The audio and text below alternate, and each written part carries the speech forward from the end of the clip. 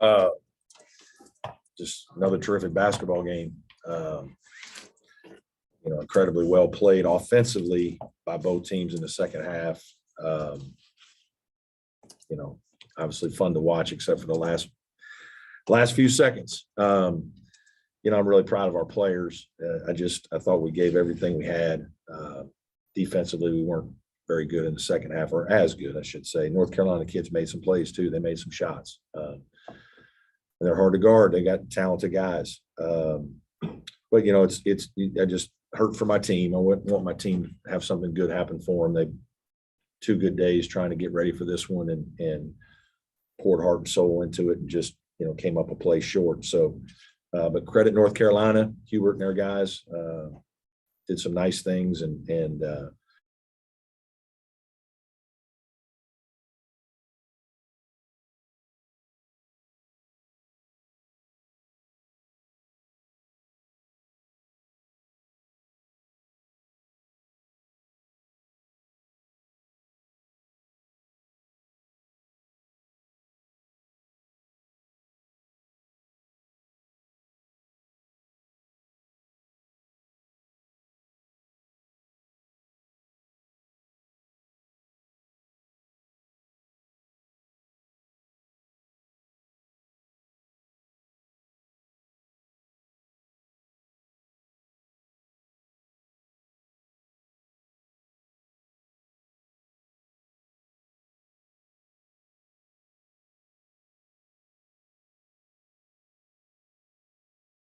fastest guy, so we just lobbed it and got it to him on the move.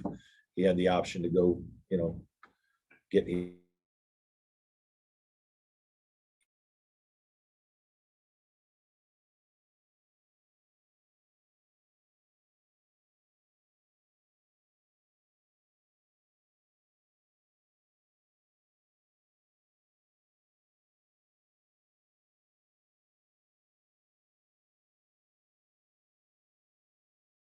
It's right on line. It's just short and leaky contested. Great. So, that's good. You get a chance to win. The ball's in the air. You got it on the rim. You got a chance. We just didn't make it. I guess you've lost to Duke by 2 points, or UNC by 2 points. How do you feel like your guys are handling this? Just coming. Well, I'll let you know. Tomorrow. Like, it was obviously a very somber locker room right there. Yeah, I mean it's really hard. There's a lot of it that is very emotional, right, for kids. And it's just, I always say, because it's football country, that it's just, our games come so quickly sometimes that the kids don't have a chance to get recharged. And we play so many more games. That's why there's not always a great performance, right? We don't have all week to get ready and kind of build it to the Saturday crescendo. You flip the switch and you got to go. And it's hard to pour your heart and soul into thing every single night and then, kind of get your heart pulled out of your chest because you feel like you got a great win or a chance at a great win, and then you got to do it again. But like I told our kids, man, this is ACC basketball. You're playing in a great environment. What a game. Incredible to be a part of it. What a blessing, and how fortunate you are. And hopefully we do it again, the next 2 days. We'll go again and play the dark blue. And, but it's hard because, coming close doesn't get it done. And we got to find ways to win. Brad, how differently do you have to play with Nas starting instead of Hunter as far as the spacing and stuff? Yeah, it's a little different. Nas a little quicker on some things. Obviously, Hunter better shooter, a little taller, helps defensively. It's a different deal, and we're trying to work through that as well. Obviously Ian played very well tonight, and you're trying to look for matchups defensively that make sense, that can help you. And Brady Manick is such a good player and has such a quick release, and I mean, he gets it off, and they run some good stuff for him. And we put David Collins on him to try to bother him, and he did a fantastic job. Now, that puts other guys on a different matchup. But that's the kind of respect, so you're not always guarding traditional four with traditional four. You're, as coaches, we're trying to tweak all the time and figure things out. And this was a great game for Ian. I hope it gives him a ton of confidence. like a freshman, he's been up and down for us in practice, and same thing in some games. He played great in our win at Virginia. He hasn't gotten to play all the time consistently, which isn't easy. We're trying to play him in a couple different positions, a little bit of 5, a little bit of 4. But I thought he was fantastic today, and that's fun and good. And that's the benefit of Hunter being hurt. That's one of the positives we hope that comes from this for next year. Brad, as a coach, how do you try to get them to wipe this clean and get ready for Duke here in less than 48 hours? Yeah. I mean, that's just what you have to do. It's what this game's over, and it'll be hard tonight. And sometimes these kids get through things a little quicker sometimes than I'd even like when we don't play as well and we lose. I want them to think about it a little bit more. You shouldn't wake up the next day and just be ready to go. That should bother you. It's different than when you play pretty well and you make a lot of good plays and you pour your heart and soul into it, and then it's more difficult, right? But we'll try to flush it, and when we get together tomorrow afternoon on Duke, we'll get right to it. I'm sure we'll have guys come in during the day and watch some clips with their position coaches to try to teach, because we still got a lot of young guys.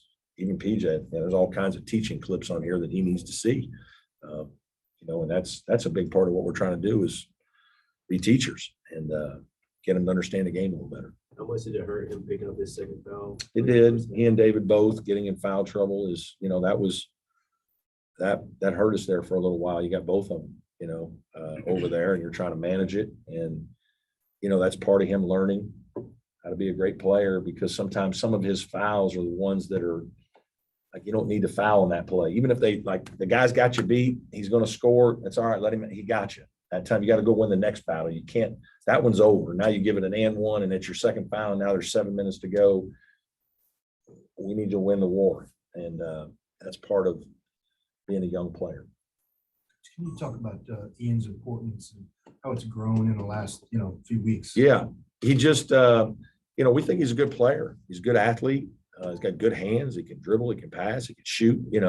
But the speed of the game is still, there's times when it's hard for him. He'll miss something or not see it. But we have a lot of confidence in him and think he's going to be a good player, because he has some feel instincts that are really good and that are better than some kids. He's not afraid. I don't think he showed that tonight.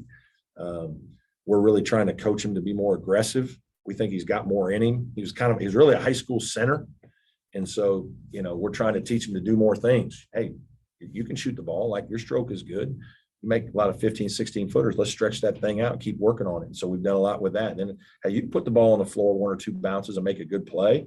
Made 1 or 2 of those tonight. But that's all the skill work before and after practice, extra work, that developing his game to the point where he feels comfortable doing it in a game.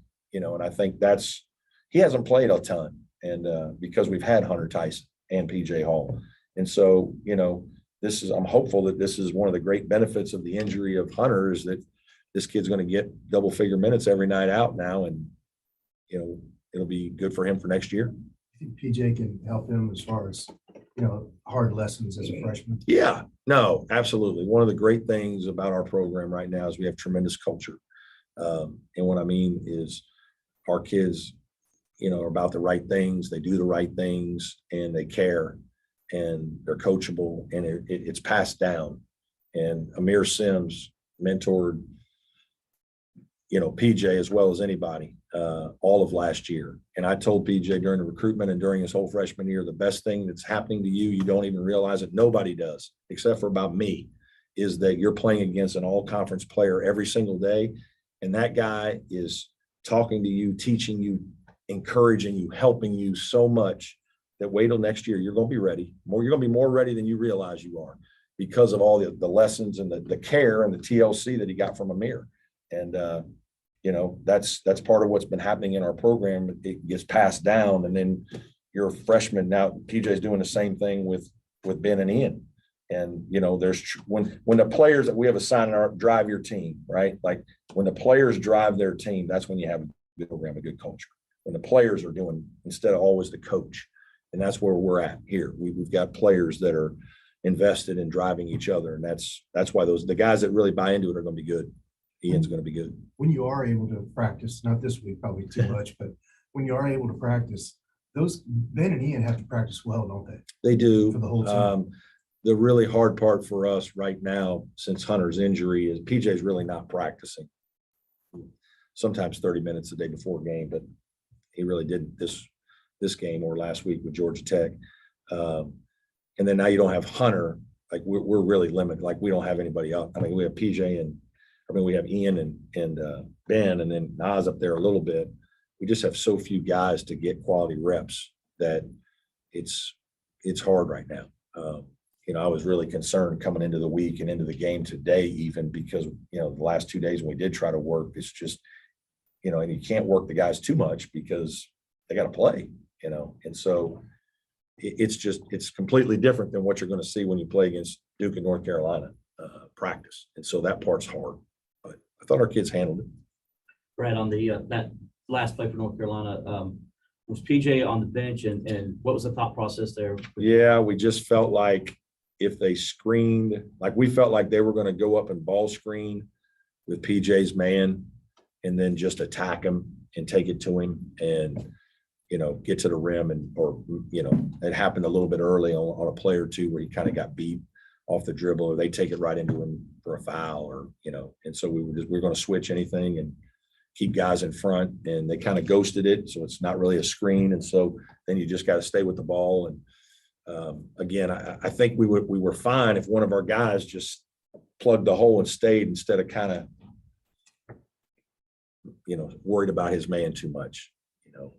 That was the mistake. I told the guys, hey, no layups. If they make a jump shot to beat us, they beat us with a jump shot. But we didn't get that done. So that's on me. A couple of weeks ago, you go to Duke. Yeah. One of your better games, you come up just short.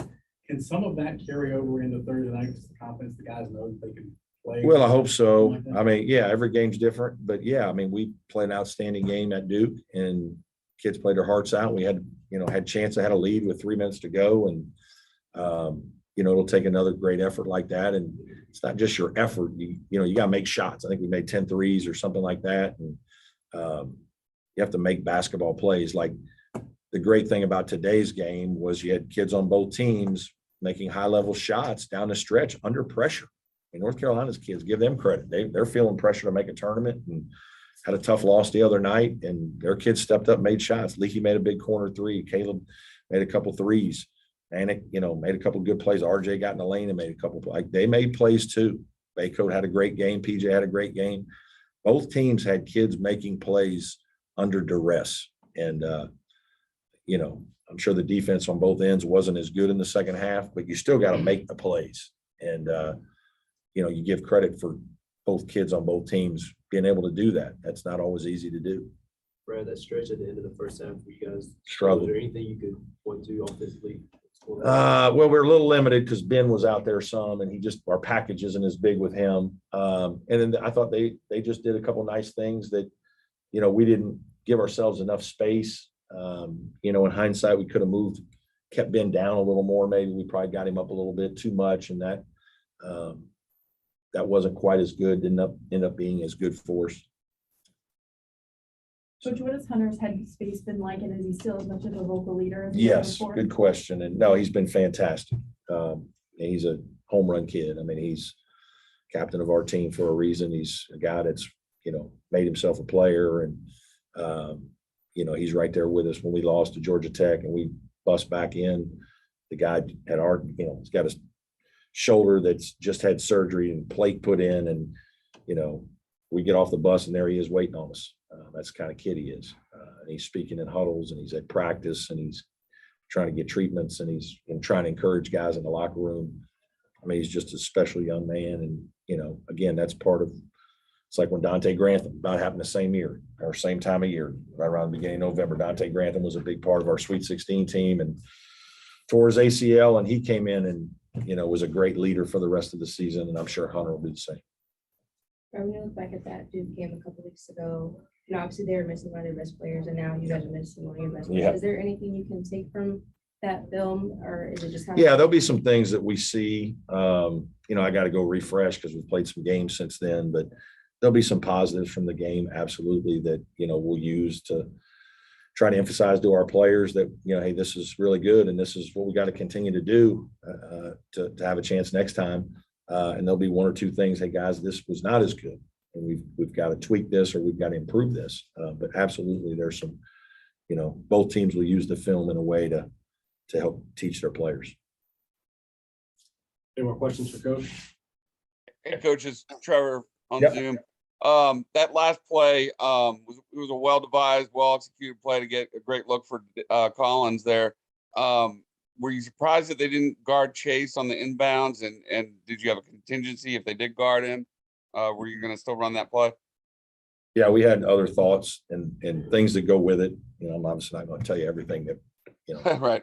all of our stuff, but no, again, like guys, putting a guy on the ball, not putting a guy on the ball, you know, everybody who judges, you know, you got a guy on the ball and we score, then it's, why do you got a guy on the ball? You don't have a guy on the ball and we don't, you know, and it's like, as a coach, you don't win in that battle. It's like they throw it all the way down because you know, so they did what they practiced and what they thought worked, and it worked. You know, we didn't make the shot. So no, I wasn't surprised. You know, I don't know if I would have had a guy on the ball or not. We kind of do different things as well. And it depends on who you're playing against and what you think is going to hurt you. So no, I wasn't surprised. And again, we didn't score. So give Hubert credit.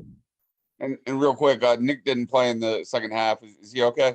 He's fine. Yeah. Just one of those games where I thought playing in a good space and just worked out that way. Yep. Thanks, Coach. We'll need him on Thursday. Okay. Thanks, everybody.